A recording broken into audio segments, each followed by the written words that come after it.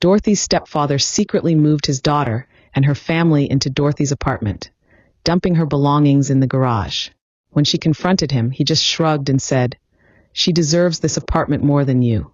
To make matters worse, her mother sided with them. So Dorothy did the only thing they didn't expect. At 25, she had been living in a cramped staff apartment on the opposite coast. She had traded the familiar streets of her hometown for a temporary assignment that promised to boost her career. The apartment was functional but cold. Nothing like the cozy three-bedroom place she inherited from her father back home. Her dad died in a plane crash just a year after she finished college. The news hit her like a physical blow. One moment he was texting her about his business trip, and the next his name was on the passenger list on the news. He had left Dorothy his apartment and enough money to give her stability, something he always worried about after her parents divorced when she was 13. The divorce wasn't messy, just sad. Her dad moved into his own apartment while her mom and she stayed in the family home. She visited her dad on weekends, and for 2 years, they found a new rhythm. Then her mom met Greg. Greg wasn't terrible. He was just there, taking up the space that used to be theirs. 2 years after the divorce, her mom remarried and Greg moved in. A year later, when Dorothy was 16, they had a son, her half-brother Alex. "Dorothy, can you watch Alex while we go out tonight?" That became her mom's most frequent sentence. Not "How was school?" or "How are you feeling?" Just requests related to her new family. Then came Cleo, Greg's daughter from his first marriage. Cleo was 10 years older than Dorothy and already married with a baby when their parents got together. She visited often with her husband, Philip, and their child. Dorothy's mother fawned over them like they were royalty. Dorothy was 17 the first time she realized she'd become an afterthought in her own home. It was Christmas, and Cleo had come with her family. Her mother had turned Dorothy's bedroom into a guest room for them, moving Dorothy's things into the small office without asking. "It's just for the holidays," her mother said, not meeting Dorothy's eyes. "Cleo needs the space for the baby's crib." Dorothy nodded and said nothing, but something inside her shifted.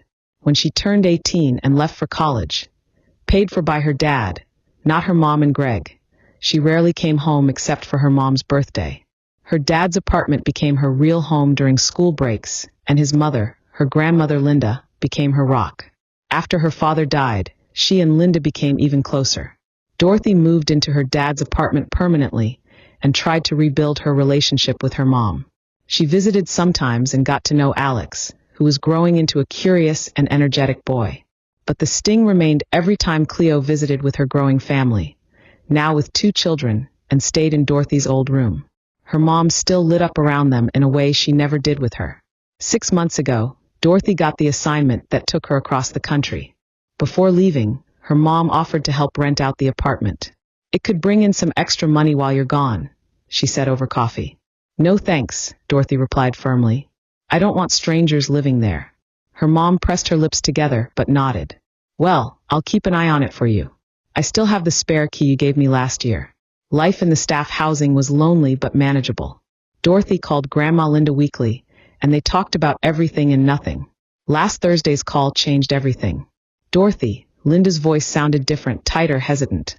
"I'm not one to gossip, but Judith Smith from my bridge club lives in your building, and she mentioned something that concerned me."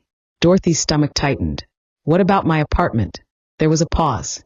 "Judith says Cleo and her family moved in shortly after you left. According to her, your mother and Greg helped them." The betrayal hit her like ice water. "That can't be right," she said.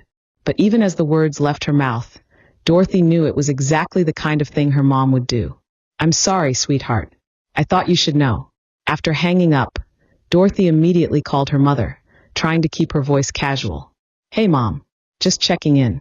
Is everything okay with my apartment?" "Oh yes, everything's fine," her mother answered too quickly. "How's work going?" "Great.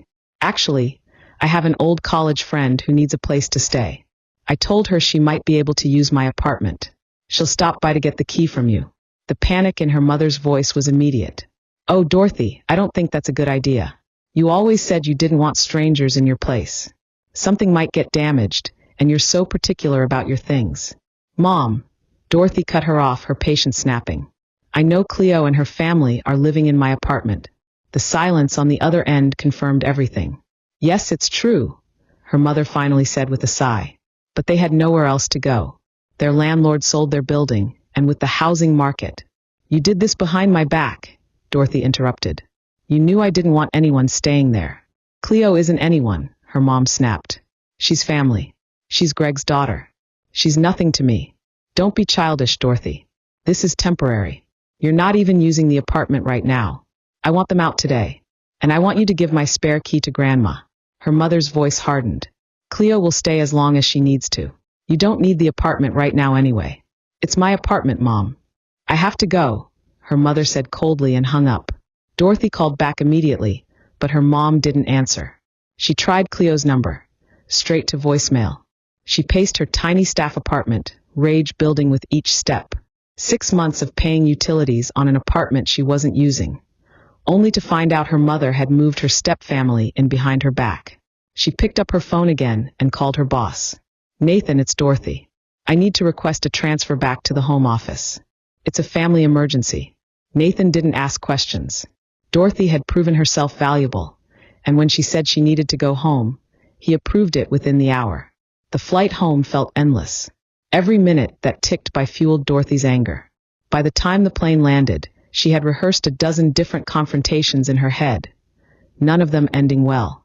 She grabbed her suitcase from the carousel and caught a taxi straight to Grandma Linda's house.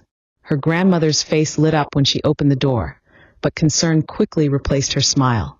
Dorothy, I didn't expect you back so soon, Linda said as she pulled her into a hug. Her familiar scent of lavender and coffee was instantly comforting. I couldn't stay away after what you told me, Dorothy said, dropping her suitcase in the entryway. I need to see what they've done to my place. I'll make us some tea first, Linda insisted. You look exhausted. While her grandmother moved around the kitchen, Dorothy called her boss to let him know she had arrived safely. Then she sat at the small table, watching Linda move efficiently through the cozy space. Have you spoken to Mom since you called me? She asked. Linda shook her head. Helena and I haven't been on speaking terms since your father left her, she said, placing a steaming mug in front of Dorothy. But I did drive by your building yesterday. Their car was there. And so was yours. My car. Dorothy nearly choked on her tea. The one I left in Mom's garage? Linda nodded grimly. Parked right in front of your building. They're clearly using it without your permission. The thought of Cleo and her family using her things, her apartment, her car, without asking made Dorothy's blood boil. After finishing her tea, she stood up. I'm going over there. She took a taxi to her apartment building, a renovated warehouse with exposed brick and large windows. She had fallen in love with the place the first time her father showed it to her. Now standing outside it, she felt like a stranger. She took the elevator to the 3rd floor and walked down the familiar hallway to apartment 307, her apartment. Taking a deep breath, she knocked firmly on the door. Silence. She knocked again, louder this time. Still nothing, though she could have sworn she heard movement inside. Finally, she pulled out her keys and tried to unlock the door. The key wouldn't turn. The lock had been changed. You've got to be kidding me, she muttered, pounding on the door again. I know you're in there. This is my apartment. After 5 more minutes of knocking with no response, she gave up and stormed back to the street, calling a taxi to take her to her mother and Greg's house. Their suburban home looked exactly the same as it had 6 months ago. Pristine lawn, trimmed hedges, the swing set Greg had built for Alex still standing in the backyard. She paid the driver and marched up to the front door, ringing the bell with more force than necessary. Her mother opened the door, her face shifting from surprise to something harder when she saw Dorothy. Greg appeared behind her, arms crossed over his chest. Dorothy, her mother said flatly. What are you doing here? The casual dismissal in her tone stunned Dorothy. What am I doing here? She echoed. I live here, in this city, in my apartment that you gave away without my permission. You should have stayed where you were, her mother replied. Things were working out fine. Fine for who? Dorothy demanded. I tried to get into my apartment, but someone changed the locks. Greg stepped forward. Cleo and Philip need that place more than you do. They have children, Dorothy. You're just one person. She stared at him in disbelief. That doesn't make it their apartment. It's mine. Dad left it to me. And you left it empty, her mother countered. Cleo lost her apartment. Were we supposed to let them be homeless? You could have asked me. Or helped them find another place. Or let them stay here. Greg's face darkened. We don't have the space here. Besides, Cleo deserves that apartment more than you. She has a family to support. And what about my car? Dorothy asked, remembering what Grandma had told her. The one I left in your garage before I moved? Greg shrugged. We gave it to Cleo. Her car broke down, and she needed transportation for the kids. Dorothy turned to her mother, hoping to see some sign of remorse or understanding. But her expression remained impassive. Your things from the apartment are in our garage, her mother said. You should take them now. They're in the way. In the way, Dorothy repeated, her voice hollow. Like I've always been. Right. Her mother flinched but said nothing. I'll get a moving van, Dorothy said, pulling out her phone. While she waited for the van to arrive, she stood stiffly in the driveway, refusing her mother's half-hearted offer to wait inside. When the van finally came, she directed the movers to the garage where stacks of boxes and her furniture had been haphazardly piled. Where to, miss? The head mover asked. She gave him Linda's address. As the movers loaded her life into the van, Alex arrived home from school. His face lit up when he saw her. Dorothy, he called, running toward her. But her mother caught his arm. Go inside and start your homework, she told him. Dorothy is busy. His face fell, but he obeyed, glancing back at her uncertainly before disappearing into the house. When the last box was loaded, Dorothy turned to her mother.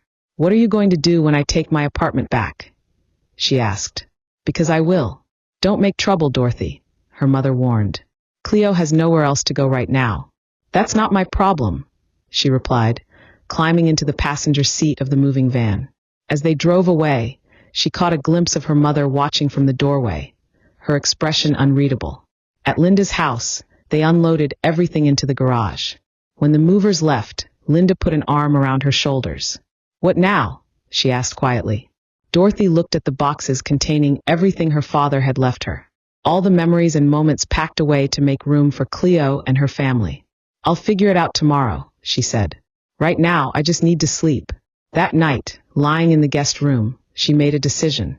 They thought she would roll over and accept it, just like she had accepted so many other injustices over the years. But not this time. This time, she was going to fight back. Dorothy woke up early the next morning with renewed determination. After a quick shower and breakfast with Grandma Linda, she sat at the kitchen table with her laptop, researching tenant laws and property rights. What's the plan? Linda asked, refilling her coffee cup. I'm going to the police, Dorothy said, closing her laptop. Cleo and her family are squatters in my apartment. They're using my car without permission. That has to be illegal. She called the local police station and explained the situation. The officer who took her call was sympathetic and told her to come in to file a formal complaint. Dorothy kissed her grandmother's cheek and headed out. At the station, she met with Officer Larry, a no-nonsense woman with kind eyes. Dorothy showed her ID, the deed to the apartment, and the car title, all thankfully stored in her cloud account. Officer Larry nodded, typing notes into her computer. This is clearly unauthorized use of your property. We'll escort you to the premises and assist with the eviction. Relief washed over Dorothy. How soon can we do this? She asked.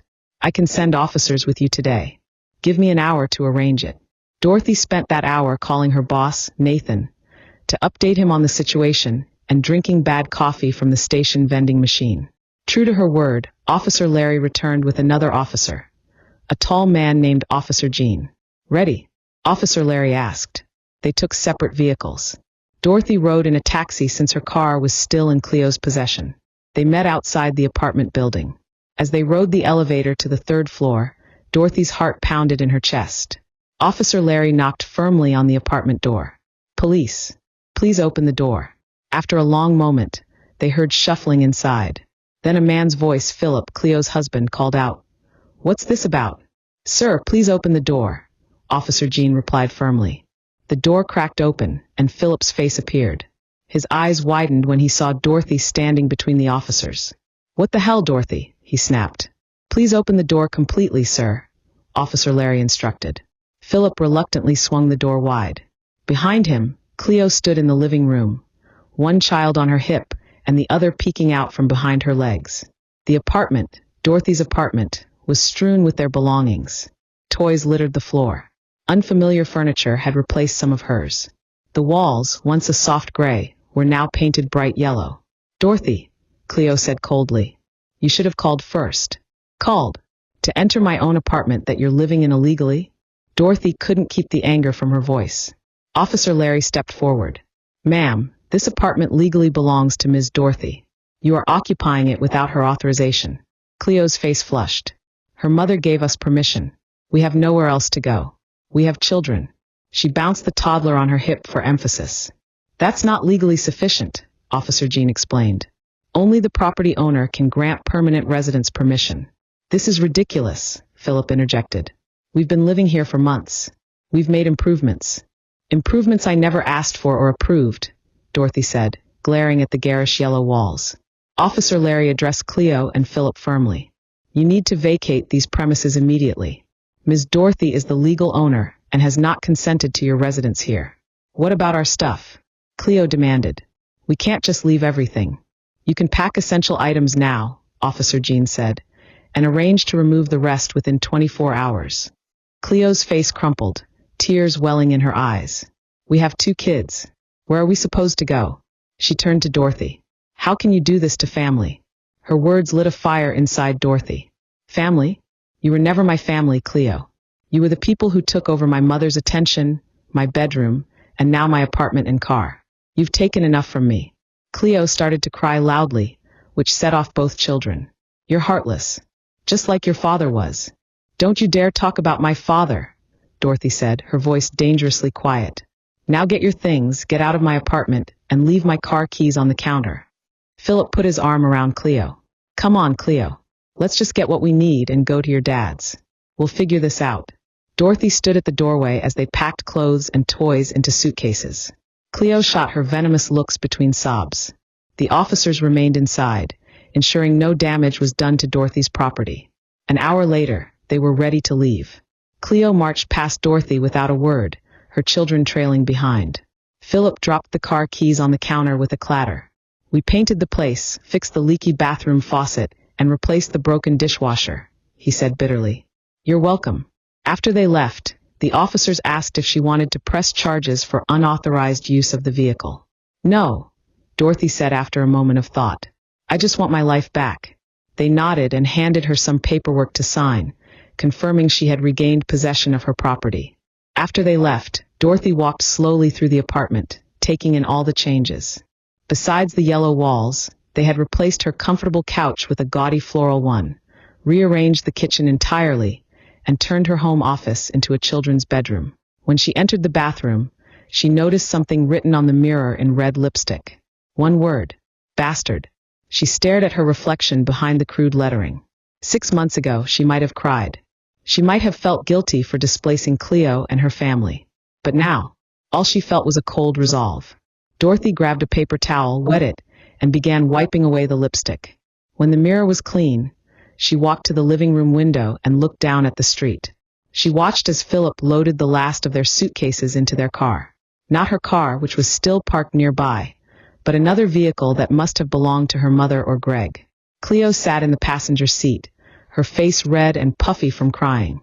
As they drove away, Dorothy felt a weight lift from her shoulders. The next few days passed in a blur of activity. She hired a locksmith to change all the locks, scheduled professional cleaners, and arranged for her belongings to be moved back from Grandma Linda's garage. The yellow walls were the first to go. Dorothy spent an entire day priming and repainting them back to the soft gray she loved. As she worked, her phone rang constantly. Her mother called at least a dozen times the first day. Then Greg. Then even Cleo. She ignored them all, focusing instead on reclaiming her space and her sanity. Only when Linda called did she answer. Cleo and her family are staying with your mother, Linda informed her during one of their calls. Helena called me in a rage, but I hung up on her. Good for you, Dorothy said, balanced on a ladder with a paint roller in her hand. I'm almost done erasing all traces of them from my apartment. On the 3rd day after the eviction, as she was arranging her books back on their shelves, her phone rang again. It was her mother. Against her better judgment, she answered. What do you want? She asked, not bothering with pleasantries. How could you do this to your sister? Her mother demanded, her voice shrill. Throwing her and those innocent children out onto the street. Dorothy set down the book she was holding. First of all, Cleo is not my sister. Second, I didn't throw anyone onto the street. They're staying with you, which is what should have happened in the first place. They can't stay here long term. This house isn't big enough for all of us. That's not my problem, Mom. Maybe you should have thought about that before giving them my apartment without asking me.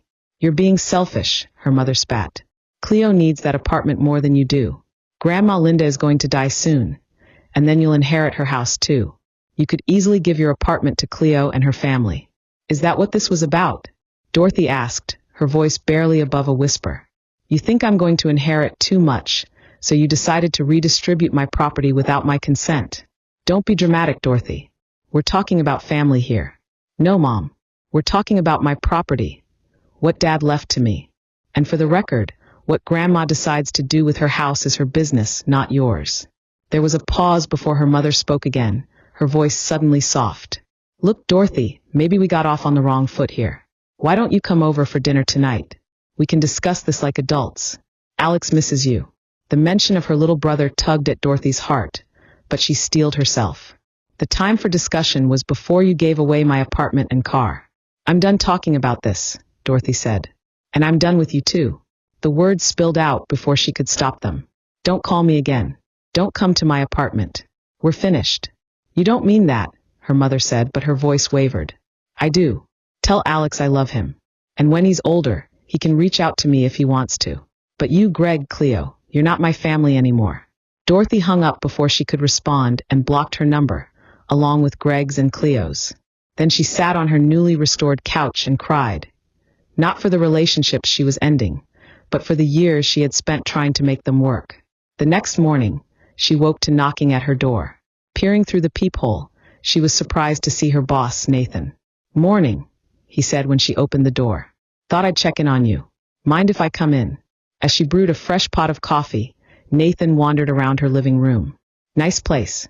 Much better than that closet they had you in out west. Dorothy smiled despite herself. Thanks. It was my dad's. Over coffee, she told him the whole story. The divorce, her mother's remarriage, her father's death, and the recent apartment drama. Nathan listened without interrupting, his expression thoughtful. So, he said when she finished, are you ready to come back to work? The home office has missed you. Actually, yes. I need the distraction. Nathan nodded. Good. There's a project I think you'd be perfect for. It starts Monday. After he left, Dorothy called Linda and invited her over for dinner. As they ate, she told her about the conversation with her mother. I cut her off completely, she admitted. Maybe that makes me a terrible person. Linda reached across the table and squeezed her hand. It makes you a person with boundaries, which is something your mother never respected. Your father would understand. I feel bad about Alex, though. He'll understand when he's older, Linda assured her.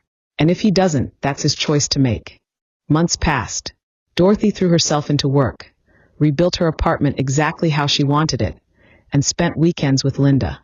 She heard through her grandmother that Cleo and her family had found a rental apartment after staying with her mother and Greg for several weeks. She felt no satisfaction in the news, just relief that the chapter was finally closed. One Saturday morning in early fall, she was having breakfast at her favorite cafe when someone slid into the chair across from her. It was Alex, his backpack slung over one shoulder. Hi, Dorothy, he said cautiously. She blinked in surprise. How did you find me? He shrugged. Mom mentioned you used to come here a lot. I've been checking every Saturday for 3 weeks. Does Mom know you're here? He shook his head. She thinks I'm at soccer practice. You shouldn't lie to her, Dorothy said, even as her heart warmed at his determination to see her. You said I could reach out when I'm older, he replied. I'm 9.5 now. That's older, right? Dorothy couldn't help but laugh. I guess it is.